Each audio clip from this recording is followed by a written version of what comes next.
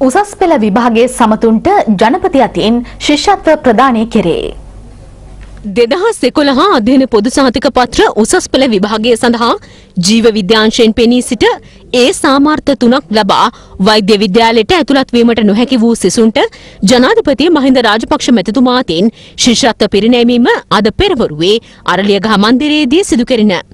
පසුගියදා උසස් අධ්‍යාපන අමාත්‍යාංශයේ පැවති ප්‍රගති සමාලෝචන රැස්වීමේදී මෙම සිසුන් පිළිබඳව ජනාධිපතිතුමා දැනුවත් කළ අතර එහිදී ජනාධිපතිතුමා එම දරුවන්ට ශිෂ්‍යත්ව ලබා දීමට කටයුතු කරන ලෙස උසස් අධ්‍යාපන අමාත්‍යවරයාට උපදෙස් දුන්නේය. එක් ශිෂ්‍යයෙකුට රුපියල් ලක්ෂ 70ක් වටිනා ශිෂ්‍යත්වයක් මේ යටතේ හිමි වූ අතර ශිෂ්‍යාවන් 10 දෙනෙකුට මෙසේ ජනාධිපතිතුමා අතින් ශිෂ්‍යත්ව පිරිනැමිණ. මාලපේ පිහිටි දකුණු ආසියානු තාක්ෂණික සහ වෛද්‍ය විද්‍යා ආයතනයෙන් වෛද්‍ය විද්‍යාව හැදෑරීමට මේ අනුව සිසුන්ට අවස්ථාව සැලසේ. අමාත්‍ය එස්.බී. දිසානායක උසස් අධ්‍යාපන අමාත්‍යාංශ ලේකම් ආචාර්ය සුනිල් ජයන්ත නවරත්න යන මහතුරුද මෙම අවස්ථාවට එක් වූහ.